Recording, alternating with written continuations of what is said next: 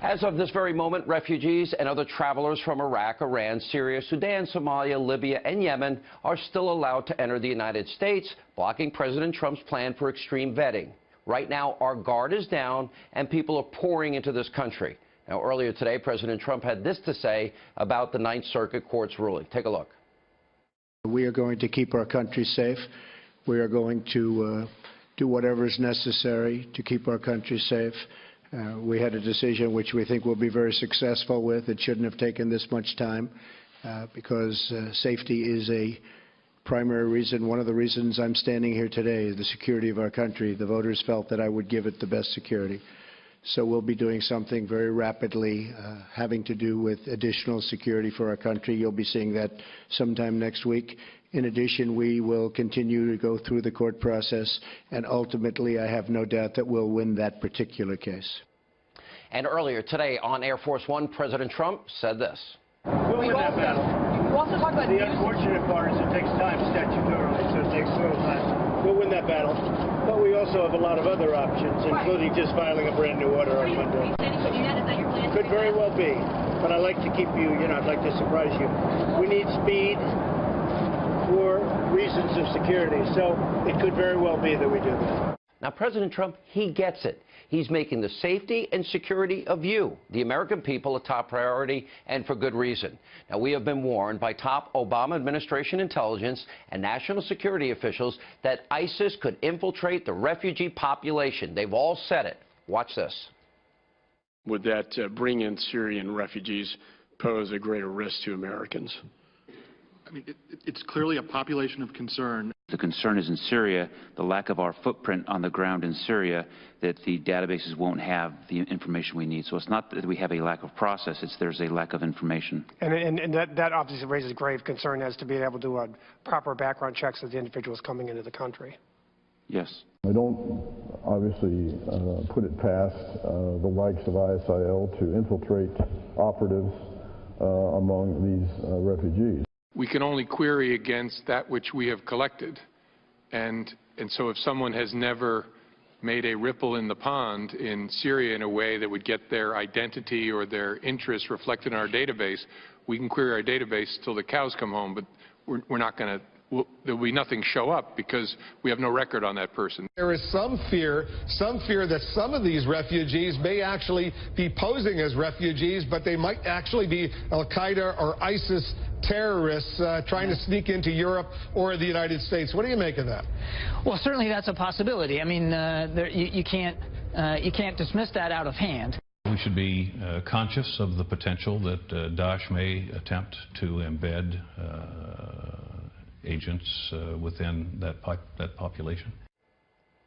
Now, President Trump is listening to the top intelligence and defense officials in this country.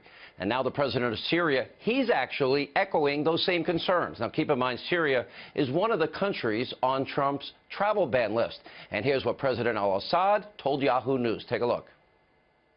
Are some of these refugees, in your view, aligned with terrorists? Oh, definitely. And, definitely. Definitely. You can find it on the net.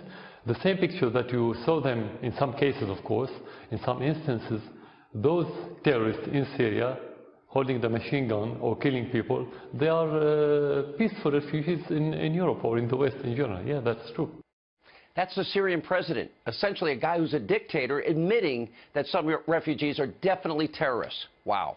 Now, to make things worse, the Washington Times is reporting, quote, 77% of refugees allowed into the U.S. since the travel ban began come from the 7 suspect countries. And that's not all. Today, the people in Iran, they were celebrating the 38th anniversary of the 1979 Islamic Revolution by burning American flags and once again chanting death to America. Of course, this is nothing new from Iran, where American flags, Israeli flags, and that type of burning and chanting, well, that's like a favorite national pastime.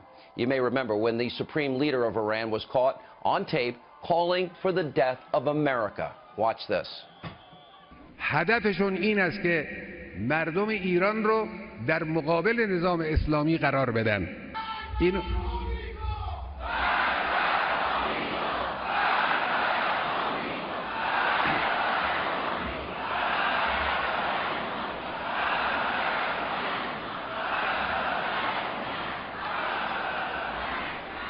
توجه بفرمایید البته بله مرگ بر آمریکا چون آمریکا اون عامل اصلی این فشارهاست.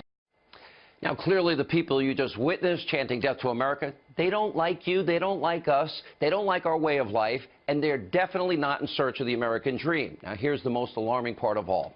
The left is in a pre-9/11 mentality. They've forgotten the past. And I fear, as a country, we may be doomed to repeat this. So to all of you out there applauding this Ninth Circuit decision, listen up. It's time for a very important history lesson. You may remember September 11, 2001, America changed forever after an al-Qaeda orchestrated terror attack devastated our country and led to the deaths of nearly 3,000 people. And as documented by the 9/11 Commission report, Dr. Condoleezza Rice testified that for years, quote, the terrorists were at war with us, but we were not yet at war with them. Now, that finding is so compelling because in the years leading up to 9/11, it was no secret that Islamic extremists were hell-bent on destroying the United States and killing the American people. In fact, leading up to 9/11, terrorists were responsible for, remember, the bombing of the Khobar Towers, the bombing of the embassies in Tanzania and Kenya, a deadly attack on the USS Cole, and even the first World Trade Center attack. In 1993, we had plenty of warnings. We have a similar buildup now in violence all across the world.